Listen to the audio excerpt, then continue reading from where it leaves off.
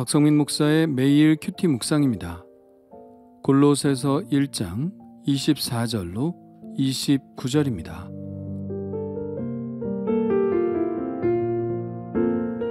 나는 이제 너희를 위하여 받는 괴로움을 기뻐하고 그리스도의 남은 고난을 그의 몸된 교회를 위하여 내 육체에 채우노라.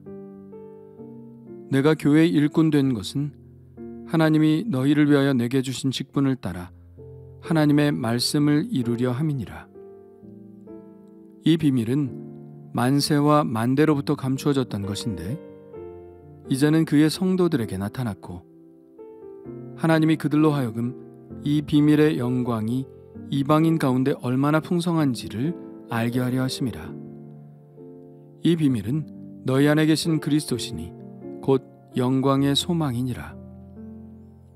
우리가 그를 전파하여 각 사람을 권하고 모든 지혜로 각 사람을 가르침은 각 사람을 그리스도 안에서 완전한 자로 세우려 함이니 이를 위하여 나도 내 속에서 능력으로 역사하시는 이의 역사를 따라 힘을 다하여 수고하노라.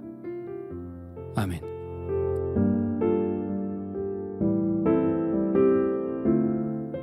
바울은 복음을 비밀이라는 말로 치환하여 이야기합니다. 비밀이란 감추어져 있는 것을 말하죠.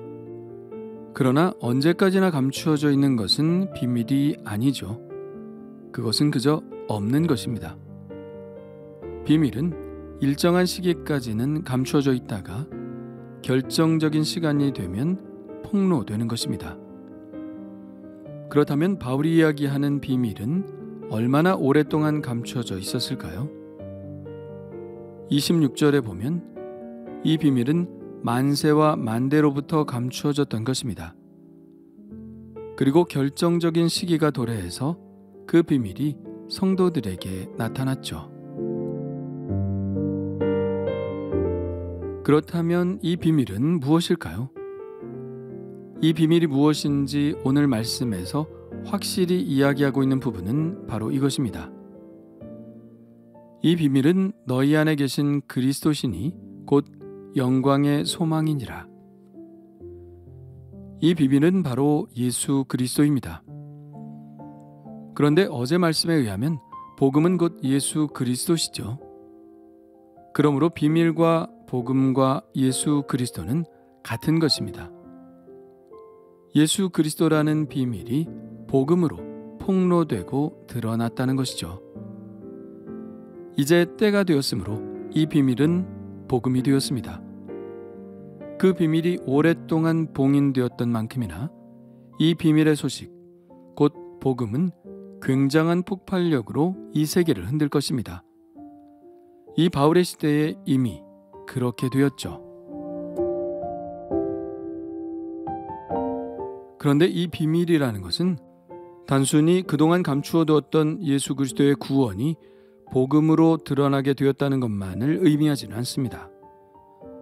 좀 더 구체적으로 이 비밀은 하나님의 이방인에 대한 구원의 계획을 이야기하는 것입니다.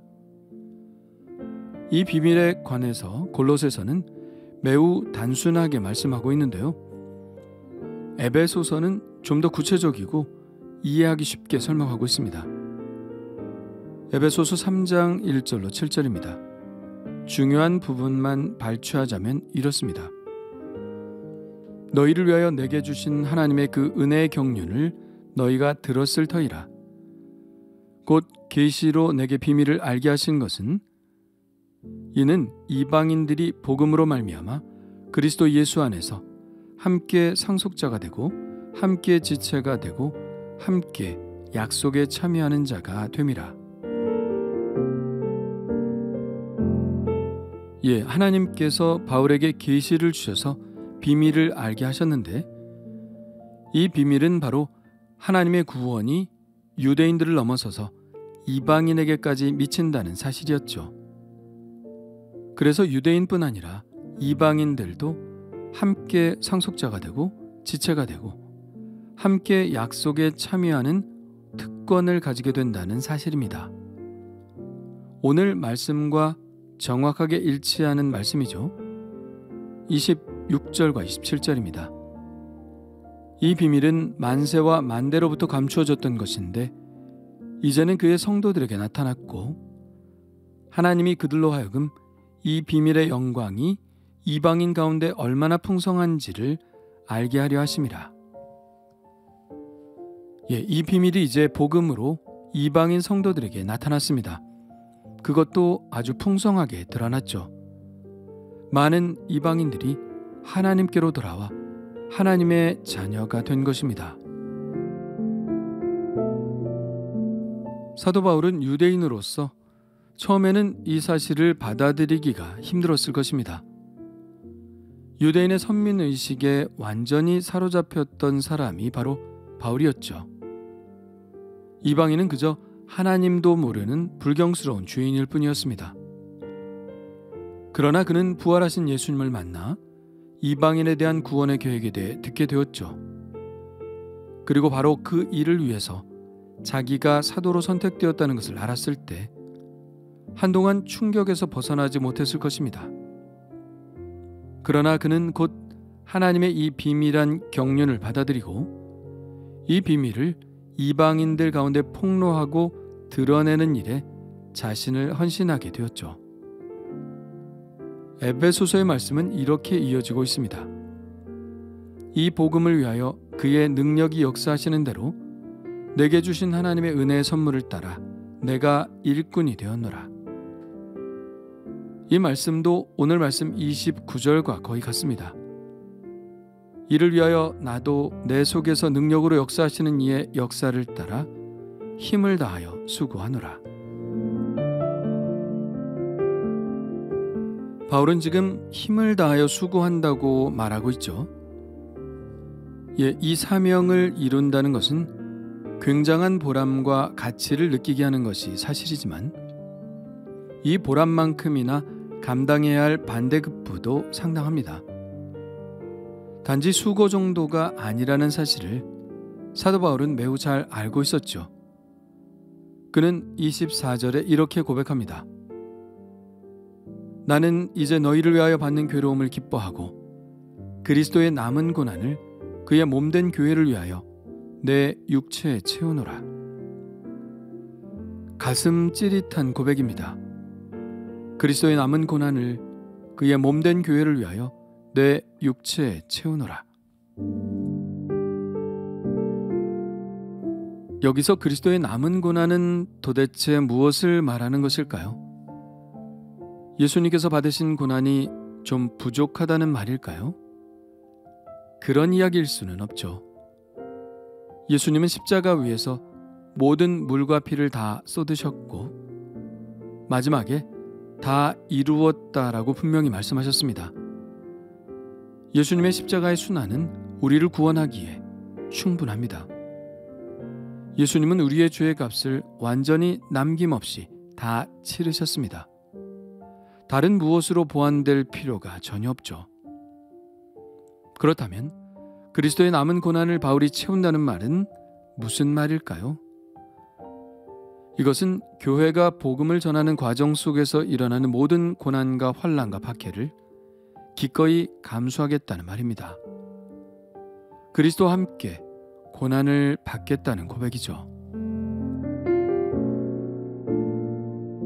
지금 교회를 다니고 있는 사람들에게 예수님을 왜 믿는자고 묻는다면 대부분의 사람들이 구원이나 마음의 평안이나 안전이나 문제 해결이나 원하는 것을 이루기 위해 하나님의 도우심이 필요하기 때문이라고 말할 것입니다.